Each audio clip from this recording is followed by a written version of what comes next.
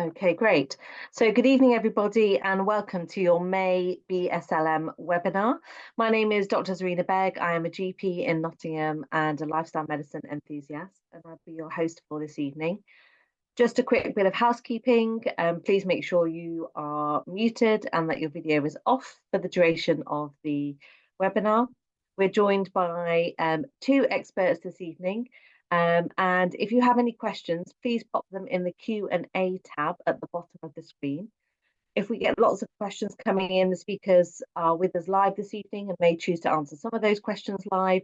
And I'll be putting some of the questions to our speakers at the end as time allows. So first up this evening, we have Vicky Arundel. Vicky is a yoga trainer, yoga therapist, and a Yoga Alliance teacher.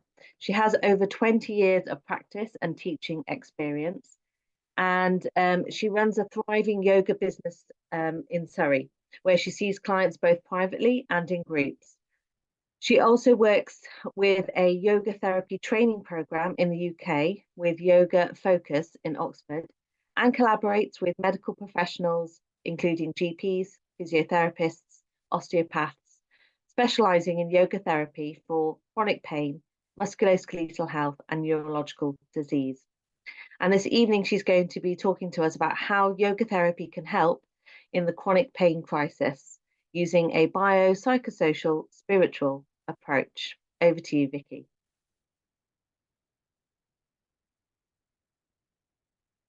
Hello and welcome to this lecture on yoga therapy for chronic pain. My name is Vicky Arundel and I'm really honoured to be able to share this lecture with you. I am a yoga teacher and a yoga therapist based in Surrey, and I run a small clinic called Surrey Yoga Therapy. And in my work, I specialise mainly in working with clients with chronic pain. I also do a lot of work with musculoskeletal health and using yoga to help people manage the symptoms of neurological disease as well. So in this short 20-minute lecture, I really wanted to explore how yoga therapy, I think, can help in the current chronic pain crisis that we're experiencing because of its biopsychosocial spiritual approach to working with chronic pain. And this particular lecture, we will go through a number of different facets. First of all, what actually is yoga therapy? It's a relatively new therapy in some ways, certainly as it's known in the West, although yoga therapy itself is quite an old tradition, of course.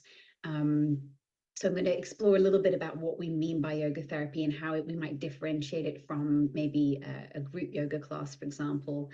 We'll also explore just briefly some key concepts behind yoga therapy in terms of health and well-being, and we'll look at what's called the Pancha-Maya Kosha model of yoga therapy, which is, as I think you'll see, a really complementary model to the biopsychosocial models that we see in more Western medicine traditions.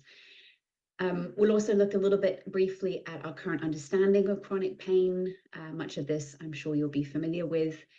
And then looking more specifically at what yoga therapy can offer for somebody in pain, the role of the yoga therapist, how yoga actually might work in terms of mechanisms, the tools that we use as yoga therapists for working with chronic pain. And I'll conclude just with some, just a summary of where we currently are at in terms of the research for yoga and chronic pain. So to start off, what actually is yoga therapy? And this definition is from the International Association of Yoga Therapists. They're an American organization. The definition is yoga therapy is the process of empowering individuals to progress towards improved health and well-being through the application of the teachings and practices of yoga.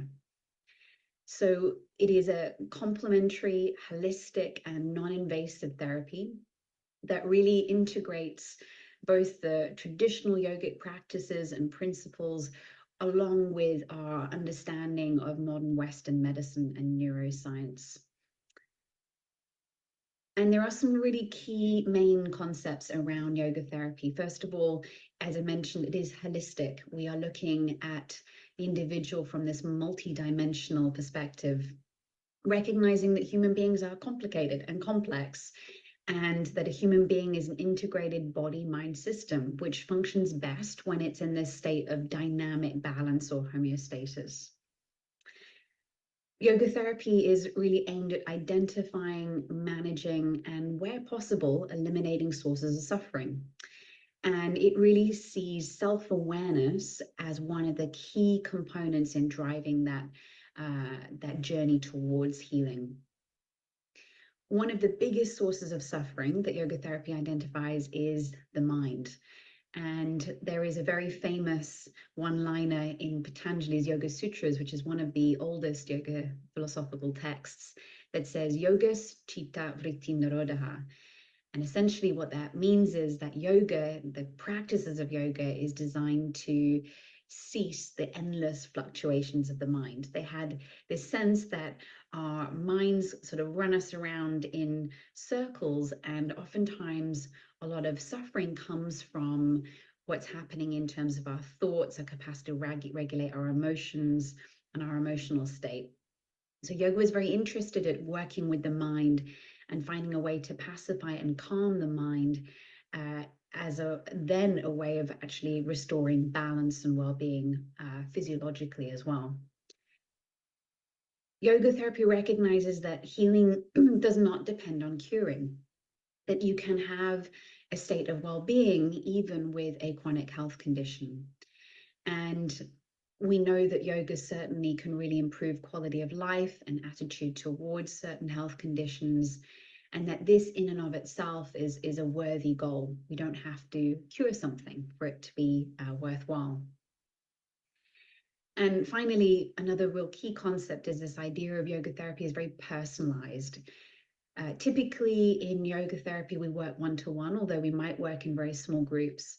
But there's this real sense of the practice being individualized to that person. It's self-directed. So we are really inviting the student to guide and be a proactive participant, a co-creator, if you like, in their own health. And in that way, it's very self-empowering and is about really helping people improve their sense of self-efficacy and confidence. So the yoga teacher or the yoga therapist is really a guide. They're not an authoritarian, somebody coming in and telling somebody what to do, but working with that individual to find ways to support them. And we always try to work in a progressive way with the sense that there is an evolution to the practice over time as well. Obviously, when you go to a group yoga class, the dynamic's probably going to be a little bit more generalized. And it's a bit of a, the sequence is created, or the teacher offers a practice, but it's not really catered to one specific person. It's a more general approach. And this is how yoga therapy really differs. So in yoga therapy, we work with many models, but one of the most commonly used is called the Panchakosha model, or the Panchamaya Kosha model. And this really looks at this idea of the human as a human system as being comprised of 5 very interconnected dimensions that move from the most sort of gross outer layers to the more subtle. And quite oftentimes it is described or depicted like the sort of this idea of the Russian dolls. So with the outer layers being the most sort of gross level, and then the more increasingly subtle energetic layers going inwards towards, eventually towards what we might call the soul. And although there is a somewhat esoteric component to it, it's also a very practical framework for really exploring how someone might be affected on many different levels. And we want to understand where that person is at, from their physical state, their energetic state, their psychological and emotional state, and also their spiritual connection as well. And all of these different aspects, or what we might call sheaths or layers, if you like, are all constantly working and interrelating with one another to create the experience that that person is currently having.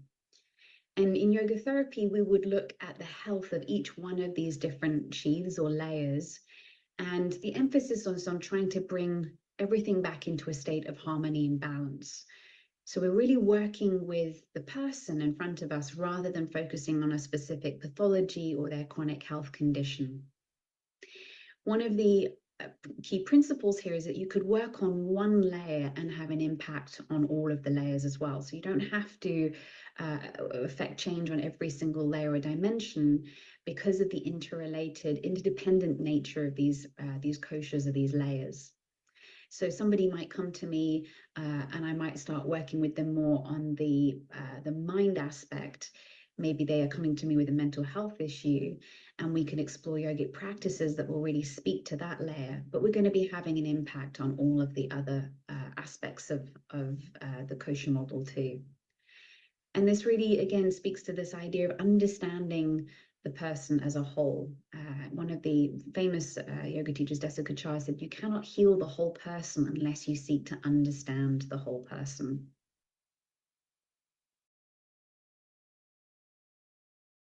Now, our current understanding of chronic pain, some key ideas here. And again, I think just reviewing this will perhaps start to highlight why I think yoga is such an incredible practice for working specifically with chronic pain. The science now shows us that pain is a very emotionally charged and complex experience that affects and is affected by many different variables, including the biological, the psychological, the social, and environmental factors as well. And we know that pain is an output from the brain and based on the brain's perceived level of threat or danger.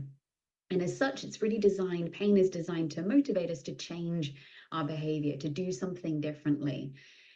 We also know that pain is not an accurate indicator of tissue damage, that you can have enormous levels of pain and no physical pathology, identifiable pathology. And we also know that the opposite can be true, that somebody can have quite significant tissue damage and experience no pain.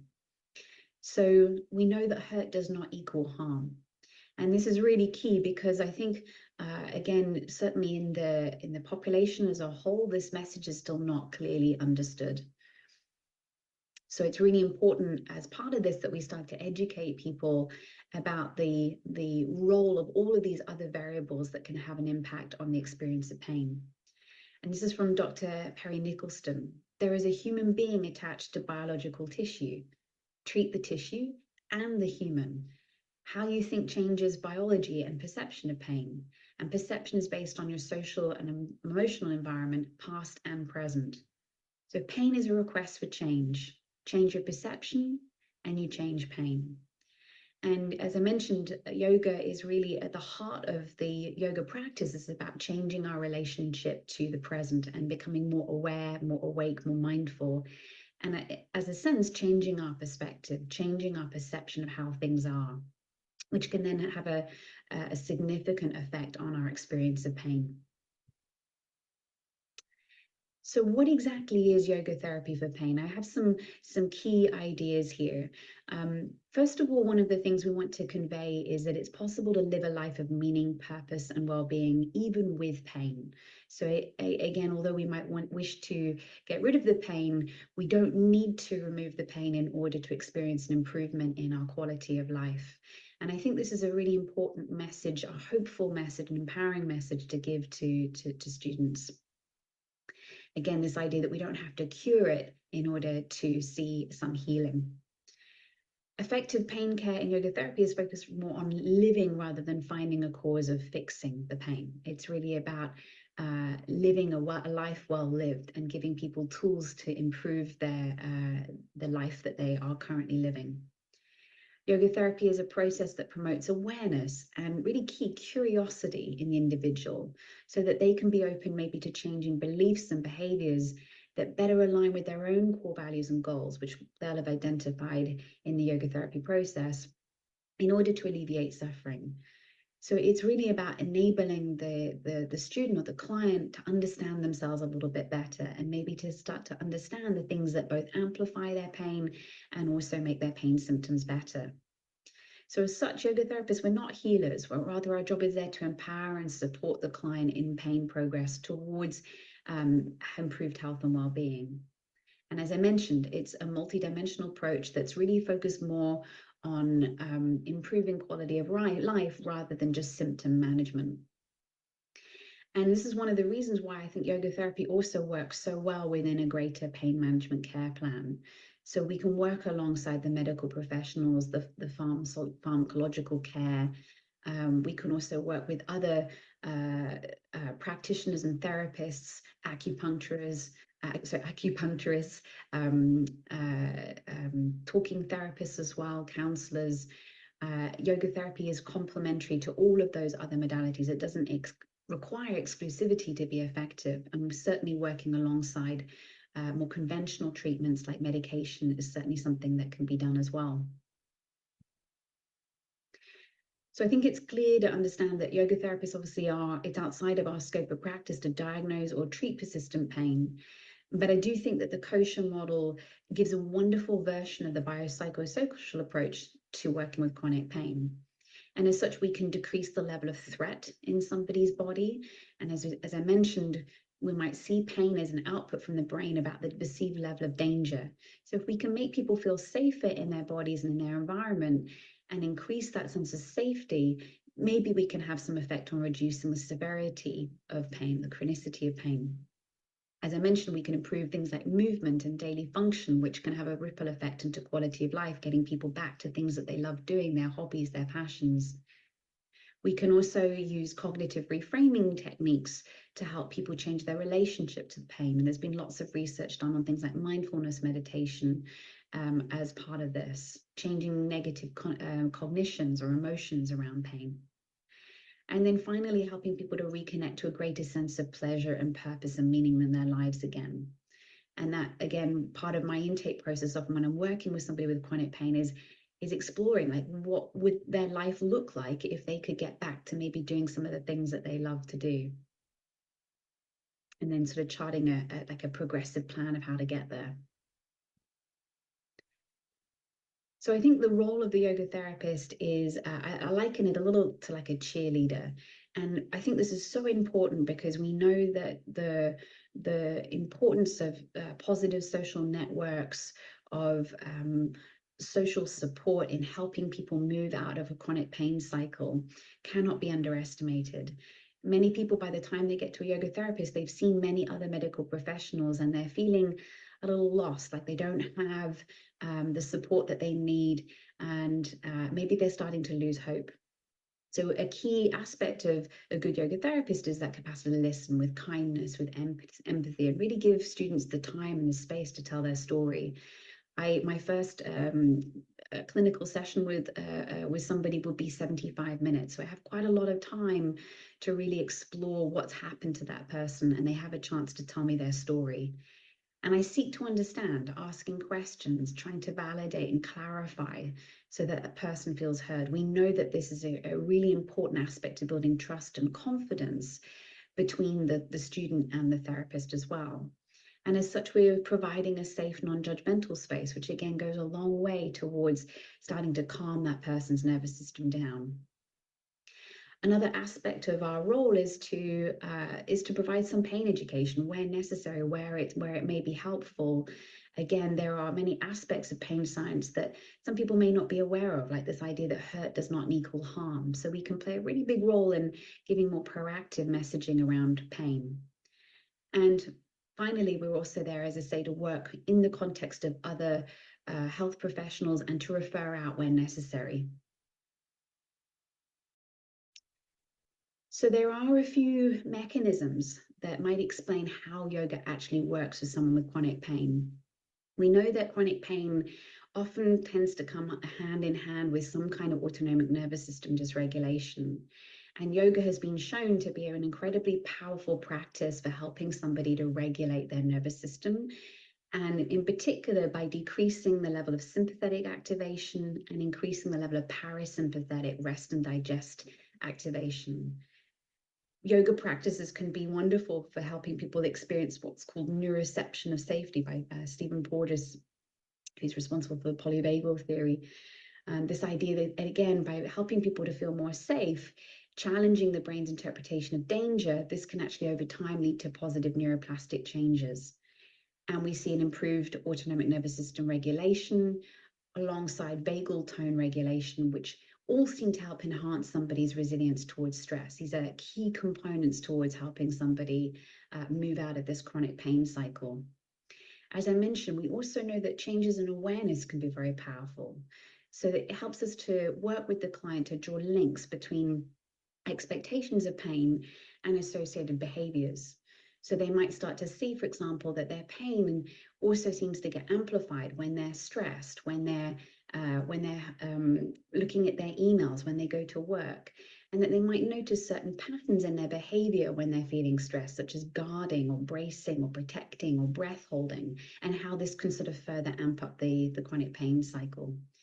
So recognizing that they have a capacity to witness these behaviors and to start to create a little space, if you like, between their reactions and their responses. And this, again, is a very empowering message, helping people to realize that they have some influence over their pain experience. And of course, as I mentioned, just the social spiritual aspects of yoga, the support of having a teacher or a small group class. We know these, again, are super, super important. People with a good social network tend to have much better pain outcomes.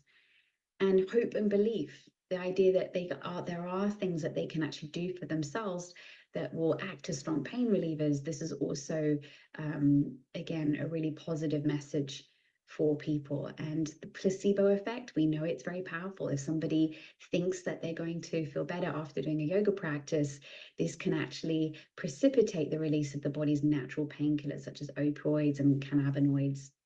So there are a number of different mechanisms for how yoga probably works. And really, I think one of the biggest ones is that we're helping people to regulate more easily and maintain some level of dynamic stability in their autonomic nervous system. And we do this really through a combination in yoga of both top-down approaches and also bottom-up processes. So a top-down approach would be doing something at a sort of more brain neurological level that then has an impact on the physiological system. So for example, maybe a visualization or a mantra, a special phrase that helps really bring a sense of calm and ease and peace, and that in turn can calm down the nervous system. But we also work a lot with the bottom-up approaches where we might use a movement practice or breath work to create a change in the physiological state, which in turn induces a cognitive or mental shift in perspective as well. And we know that the combination of these two ways of working has been shown to improve heart rate variability, improve a client's interoception and proprioception, improve psychological resilience, improve the capacity to regulate attention, and also increase attributes such as compassion. And we know that the best outcomes really come from people who do a combination of different kinds of techniques. And again, all of these aspects could then potentially have a positive effect on the person's experience of chronic pain. In yoga, we have a lot of different tools, and we're probably known mostly for the postural practice, the asana, but there are many other bottom-up kind of tools that we have. We have breath work, we have myofascial release work, we have deep relaxation practices like yoga nidra, we have energy cleansing practices called kriyas, and chanting and mantra as well can be very, very powerful for changing somebody's state. And then we also have more of the top-down approaches, things like setting an intention, which is a kind of a form of cognitive reframing. We use meditation. Many different kinds of meditation might be useful. There is a therapeutic relationship, as I mentioned, the social support network. We can also provide pain science education. And then I think, again, quite unique to yoga, we have this comprehensive philosophical and spiritual tradition underpinning the whole system. We can encourage people to read sacred texts that give them a bigger perspective on their suffering, and inviting them maybe to connect to something like prayer and ritual if that's meaningful for them. So again, we can work with the client and provide the tools that really speak and resonate with them. Some will be of more relevance than others. Now, just lastly, looking at the research, broadly, we know that movement, breath work, mindfulness meditation practices have been shown to have positive effects on pain, and we can see improvements both in pain, disability, and quality of life and mood. Randomized control trials and meta-analysis currently do support the positive effect of practicing yoga for a number of pain conditions, including osteoarthritis, rheumatoid arthritis, lower back pain, whiplash-related pain, IBS, and fibromyalgia. Some of the best research we have really is around chronic lower back pain, and there have been studies that have shown that yoga, a course of yoga therapy, can improve functional ability and reduce pain, and that there tends to be a higher adherence rate for yoga practices at home than there are necessarily for physiotherapy or stretching. And I think this is in part because yoga comes as a full package, and we create something that feels like it has meaning to the person in front of us. Mindfulness-based stress reduction is a program that uses a combination of breath awareness, body scan work, meditation, and gentle hatha yoga. And there's been some great research looking at this and its effects on improving pain over a 10-week period. And there's also been research done on just generally the benefits of relaxation, rhythmic breathing, sometimes called coherent breathing, loving kindness meditation, imagery, and meditation generally for improving not just pain, but improving somebody's mental health, which we know is, again, a key factor in chronic pain. The limits currently are that we just don't know specifically which are the most effective practices. There are many different styles of yoga, so we're not too sure which styles may be the most appropriate. And we don't really fully understand completely the underlying mechanisms. Obviously, as I mentioned, there's something related to the autonomic nervous system and things like vagal tone, but those are still under investigation. The benefits, of course, of yoga, I think, are that it's relatively low cost. It's self-directed and empowering for the individual, putting them back in control of their own health and well-being. It's low risk, safe, accessible. Yoga can be, the practice can be made accessible for anybody. I've taught yoga to people in bed who are not capable of doing a physical practice. So yoga may also be taught in a chair, for example. And we see that, again, the practice provides a progressive avenue towards longer term improvements. It's not a quick fix, but it's something that somebody can work with and grow with over many, many months and years. There is a link below here that just gives more information and specific studies and research on yoga therapy for chronic pain. Feel free to check that out if you're interested in knowing more. So thank you very much for listening to this talk. I hope it was useful and informative. Please do feel free to ask me any questions you have off the back of this content, and my contact details are there as well should you wish to get in touch. And I really look forward to hearing your thoughts and your feedback.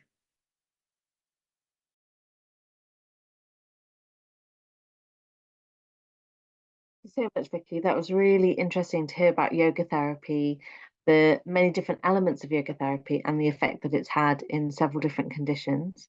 For those of you listening, please feel free to pop any questions you have for Vicky in the Q&A tab, and we'll try and put those to her at the end of the session. Okay, next we're going to hear from Dr. Reeta.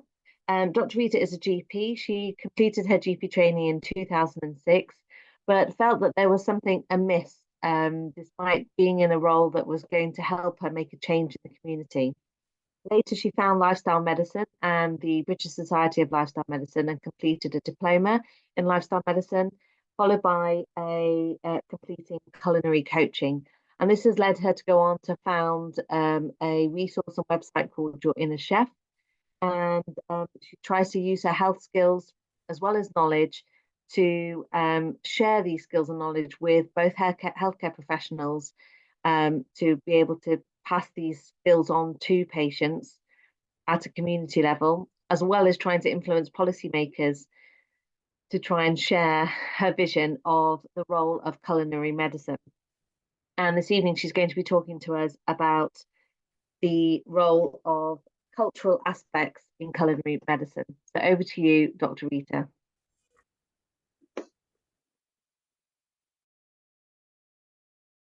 Hi everyone. As a practicing NHS GP in the Lake District, I come across a culturally diverse population, which stirred the curiosity to know more about their eating habits. And this is what I learned. Culture influences our food choices through the transmission of traditional recipes and cooking techniques from one generation to another. These culinary traditions are often deeply rooted in history and are passed down as a way to preserve cultural identity. For example, in Italian culture, pasta dishes like spaghetti carbonara and lasagna have been cherished for centuries and continue to be enjoyed today. Similarly, in Indian culture, the use of spices and herbs reflects the rich culinary heritage. Food also plays a central role in cultural celebrations and rituals. Festivals and holidays often have specific traditional dishes associated with them. These dishes not only bring people together, but also serve as a way to honor and pay respect to our cultural traditions. We begin by examining how and why individuals experience, interpret, negotiate, and symbolize the world of food around them. We will examine the ideational pathways such as identity, gender, religion, and cultural prohibitions and their influence on food practices.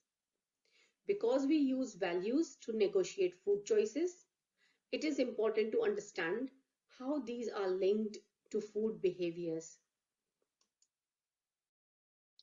Food is culture, love, sustenance, and can even be medicine. Talking about food and dietary interventions are essential components of treating and managing chronic diseases. Culinary medicine is an emerging field that translates nutrition science into real food experience. It is defined as an evidence-based field in medicine that aims to educate patients with the appropriate knowledge on the interplay of food and medicine.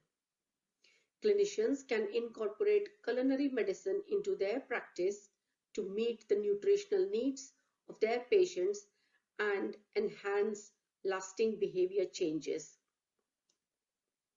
In many Middle East countries, for instance, I have had water and salt in your home is a common way of saying that once a meal has been shared, we are bonded to one another. Many people would agree that the bonding power of breaking bread enables us to overcome great challenges and even infusing cultural competence in younger generations. I am convinced that preparing the meal collectively deepens the bond even further. The tradition of raising a glass to a common desire, that is, to our health, unites those around the table. Dining together is a multi-sensory, tangible experience. When you eat international foods, and even more so if you cook them yourself at home, you are personally investing in different cultures. To appreciate people's food habits, it is insightful to delve into food history.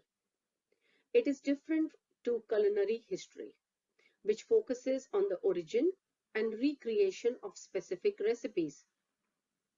During classical antiquity, diets consisted of simple, fresh, or preserved whole foods that were either locally grown or transported from neighboring areas during times of crisis. In Western Europe, cereals remained the most important staple during the early Middle Ages. The Portuguese and Spanish empires opened up sea trade routes that linked food exchange across the world. One of the Portuguese cuisine in Goa is called vindaloo, which is not known in the north of India. Sugar began as an upper-class luxury product. Meat was attractive but very expensive. By 1870, the Western European diet was at about 16 kilograms per person per year of meat, rising to 50 kilograms in 1914 and 77 kilograms in 2010. Milk and cheese were not common in the diet. Even in the early 20th century, they were still uncommon in Mediterranean diets. In the immigrant neighborhoods of fast-growing American industrial cities, housewives purchased ready-made food through street peddlers, push carts, and small shops operated from private homes. This opened the way for the rapid entry of entirely new items such as pizza, meatballs, bagels, pretzels into American eating habits, and this firmly established fast food in the American culinary experience.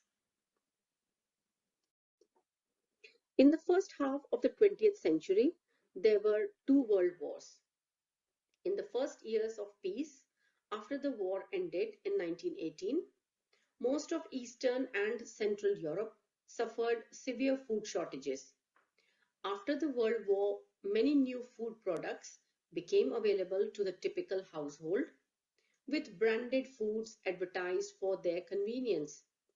Now, instead of an experienced cook spending hours on difficult custards and puddings, the housewife could purchase instant foods in the jars or powders that could be quickly mixed. Then came the ice boxes or refrigerators, which allowed for better storage and the convenience of buying in large quantities. After the World War II, rationing in UK was associated with an improvement in public health, as everyone was guaranteed the basics. The Green Revolution in the 1950s and 60s was a technological breakthrough which increased agricultural production worldwide. Potato was first domesticated in the region of modern-day southern Peru and extreme northwestern Bolivia. It has since become a staple crop in many countries. The principal rice-producing countries are in East and South Asia. Currently, India is the leading rice-producing country. Sugar originated from India by taking sugarcane plant through some chemical and mechanical processes. Brazil is currently the largest producer of sugar, followed by India, which is also the largest consumer of sugar.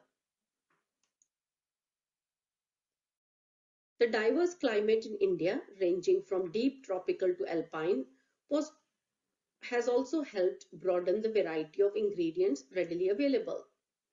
Around 7000 BC, agriculture spread to the Indus Valley. Wheat and barley began to be grown. Cattle were domesticated in the local farming communities. And by 3000 BCE, turmeric, cardamom, black pepper, and mustard were harvested in India. The ancient Hindu text Mahabharata mentions rice and vegetable cooked together, and the word pulao is used to refer to the dish in ancient Sanskrit works. Ayurveda, ancient Indian system of wellness, deals with holistic approach to wellness, and it includes food, meditation, and yoga. The tandoor in Middle East, which had originated in northwestern India, reflects the culinary exchange between Asian and the Islamic world. The Portuguese and British, during their rule, introduced cooking techniques such as baking and foods from the New World. It is important to understand the religious preference and intensity of these preferences on food choices and production methods. The literature and evidence from Israel suggests that religion affects both beliefs and social norms. A set eating pattern and lifestyle change the demand and consumption of foods. Producers and entrepreneurs respond to the varying combinations of religious beliefs by establishing production and distribution systems. One strong influence over Indian foods is the long-standing vegetarianism within sections of Hindu and Jain communities. At 31%, a third of Indians are vegetarians. Food has become a marker of religious and social identity. For example, many of the Jain population do not consume root vegetables and vegetables with multiple seeds, such as tomatoes and aubergines. This is referred to as Jain vegetarianism. Halal and kosher practices have also driven these groups to innovate extensively with the food sources that are deemed acceptable. Let us now look at social factors. These refer to the range of elements that have their roots in the society. They are the conditions in which people are born, grow, work, live, and age. These are the widest set of forces and systems shaping the conditions of daily life, such as economic and social policies, development agendas, education, political and religious systems. Cultural factors are variations in attitudes, experiences, norms, beliefs, and values between individuals from different cultures. In various cultures, body language, humor, attitudes towards family, attitude towards authority figures, religion, gender roles, and time can differ. But this occurs mainly through the internalization of culture. The first study clarified the importance of social and cultural contexts, which influence the food choice of adults in Tehran. Many of these concepts are embedded from childhood. These findings could serve as a guideline to design socio-culturally appropriate strategies and improve dietary behaviors of Iranians. The second study shows that food plays a central part in culture, traditions, and daily life of African people. This study explores the food behaviors of South Africans residing in a township of Cape Town. Important events such as weddings, funerals, and religious celebrations are all accompanied by food specifically prepared for the occasion. A study conducted at Liverpool John Moores University explored the cultural factors that influence children's weight-related behaviors. In Blackburn and Darwin, where approximately 30% of the population are of South Asian, predominantly Indian and Pakistani origin. These children are 3 times more likely to have an obesogenic lifestyle due to lower physical activity, higher screen time, and unhealthy diet.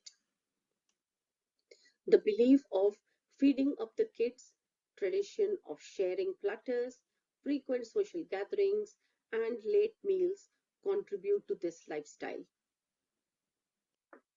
This scoping review tried to examine the extent to which nutritional interventions incorporated culturally relevant topics into their design and analysis.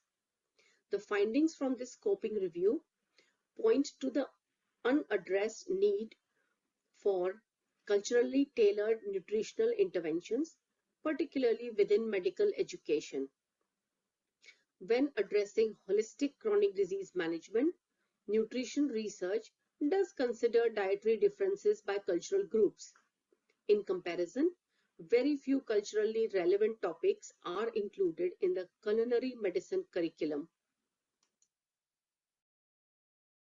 Among all Asian American subgroups, Filipino Americans have consistently been shown to have the highest rates of hypertension, raising risk of heart attack and stroke. In response to this alarming fact, this exploratory pilot study used an approach informed by culinary medicine to develop a culturally tailored, heart-healthy, and low-sodium recipe cookbook for Filipino Americans with hypertension and evaluate its feasibility as a hypertension intervention. While it is true one size doesn't fit all, and that there are wonderful differences among the many cultural models for healthy eating, there are many similarities, and the similarities are simple. Most traditional ways of eating talk about real foods, real whole foods, mostly from plants. A perfect example of the similarities among different cultural models for healthy eating is rice and beans. Cultures around the world enjoy rice and beans as standard food in many forms. While the global similarities in food choices are that support good health, the differences among traditional diets make each region or country special. The ingredients, such as the herbs and spices or accompaniments, shopping and eating with family, and traveling habits. Ethnographic studies focus on the biocultural framework to explore the beliefs and values that affect the production, acquisition, preparation, processing, and consumption of food. This classification is useful for policy planning and design because it identifies food categories that are amenable to dietary change. Over time, the classification of foods evolves due to food prices, improvements in food storage, cooking, technologies, and marketing of specific foods. So this is a useful tracking tool for the evolution of food practices. 10 countries that have already collected 24-hour recall data are Denmark, France, Germany, Greece, Italy, Netherlands, Norway, Spain, Sweden, and the United Kingdom. When a person migrates, they can't recreate history, but they can recreate recipes. And it turns out, in the journey of getting closer to the heart of where a person comes from, food is a key ingredient. When I think of roots that I can connect to, food immediately comes to mind. Many restaurants are owned by minority ethnic groups. They modify their recipes to suit the local taste, which is an example of cultural assimilation. Many family members of this population are reluctant to try new foods on their own merit, resulting in excessive calorie consumption sometimes. Culinary acculturation is a complex, multidimensional process by which members of groups adapt their cuisines to their social, cultural, and physical situations. It is not simply a unidirectional change, rather depends on many factors, including country and culture of origin, age at migration, socioeconomic factors, political factors, and personal preferences. The increase in the risk of chronic diseases with increased length of residence in the host country has been specially noted for East Asian migrants. An immigrant who leaves his or her home voluntarily for economic or educational reasons may experience dietary acculturation very differently from those migrating as refugees. For children, interactions such as celebrations, gatherings, and community events create a sense of belonging and connection to their roots. In today's multicultural societies, traditional food practices are vital threads in the fabric of cultural identity. A thorough understanding and appreciation of the cultural heritage, including the perception of food and the sharing of food practices, is essential when promoting healthy eating programs. This sums up what we have talked about, and I'll just stop for a few seconds to let you have a good look at it.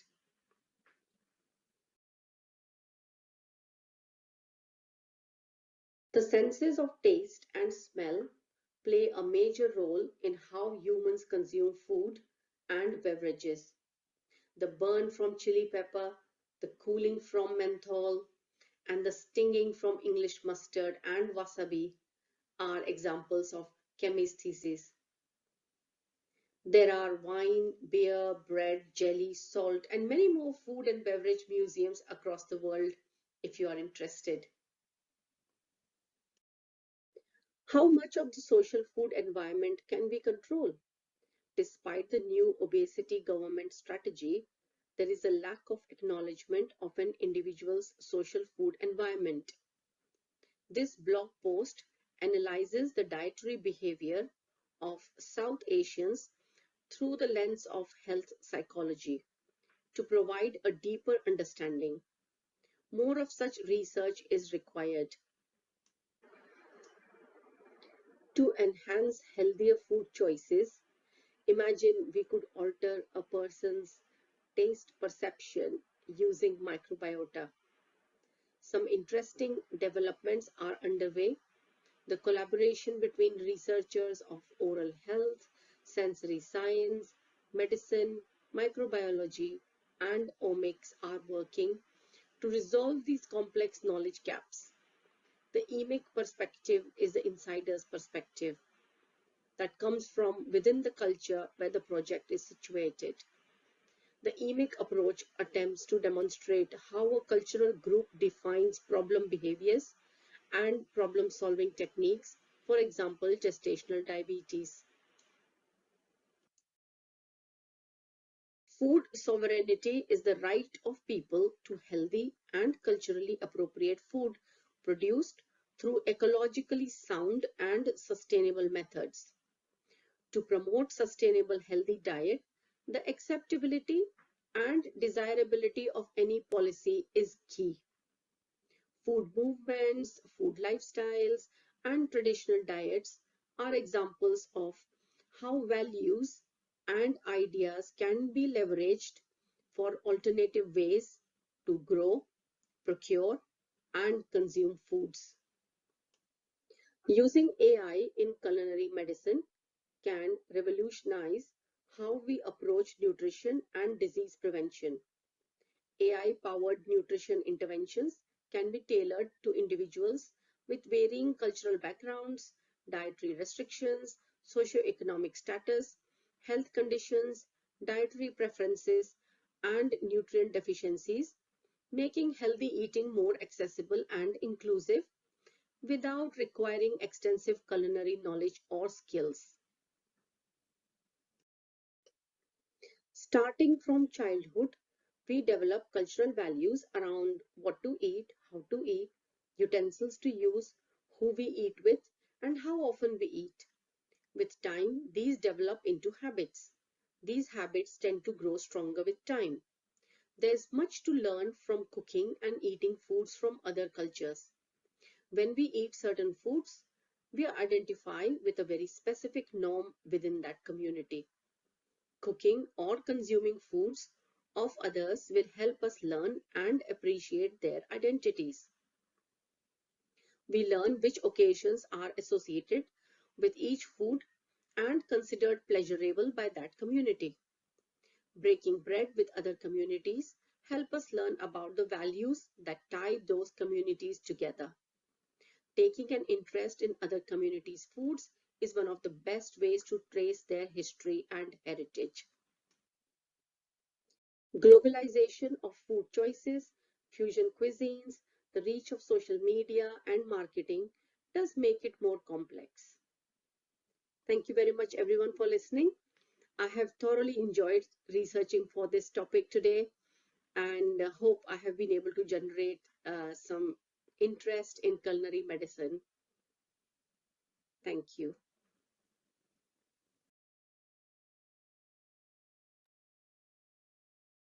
Thank you so much, Dr. Reeta. I think that was fascinating. I don't think I will be able to sit down to a plate of my mum's palau the same way again after that.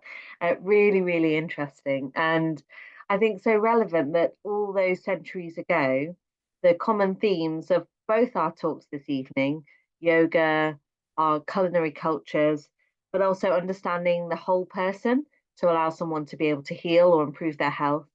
That theme was there all those centuries ago and is still there and as ever relevant today as it was then. So thank you both. I'd like to invite you both to put your cameras on and unmute yourselves. And we will put a couple of questions to you. If anyone has a question for Dr. Reeta, please pop it in the Q&A and I'll try and put it to her. There was a question about using yoga in acute conditions. Thank you very much for answering that, Vicky. And there is another question that's just come in now. So the question is, can yoga classes provide the same benefits as yoga therapy? Yoga therapy might be out of reach for some patients, but certainly yoga classes are accessible. So your thoughts on that? Welcome. Yeah, I think, obviously we don't have that many yoga therapists still. So for accessibility reasons, a lot of people might not be able to access a yoga therapist just because there aren't many of us, which is one of the reasons why I'm teaching teachers to become yoga therapists, which is another additional level of training. Also, of course, there's a cost component, and I fully appreciate that for some people doing private yoga therapy sessions is just outside of their budget.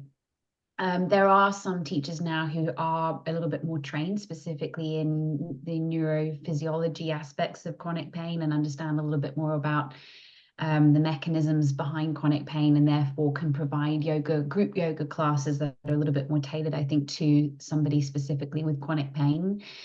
I think the problem is that currently in the West are a love of very dynamic styles of yoga, like vinyasa yoga, ashtanga yoga, power yoga. Many of those kinds of practices are probably not going to be appropriate for people particularly people in very severe levels of chronic pain or who have function issues, mobility issues.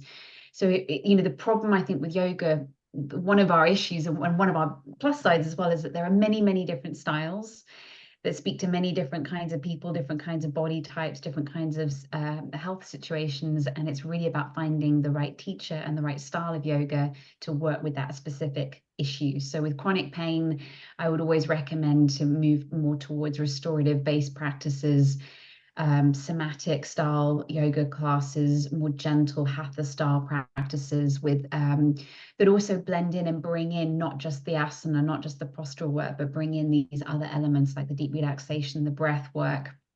So, and I think finding teachers who maybe have more experience in working with those conditions. So it's really, it's come down to the student, I think, to do a bit of research and probably shop around a little bit and, speak with the teacher to see what their experience is. Yeah. Thank you very much, Vicky. And those talks were both fantastic. So we're running out of time, but I will put one quick question to Dr. Reeta, which is, what does culinary medicine look like in real life? In real life, it is tricky because it's still catching up. People find it difficult to understand the meaning of culinary medicine because there's always confusion between a nutritionist and a dietitian and culinary. I put it as culinary coaching so that it just differentiates from the two. It's more about, like I'll just give you an example about gestational diabetes. I've been working with a group. Yes, everyone has got recipes. There's enormous number of recipes available over the internet, but how to actually put it in practice in your own home with your family who may not want to eat the same, and how do you bring about those changes step by step, slowly? So that is sort of the difference between culinary medicine, and that's how I use it in day-to-day life.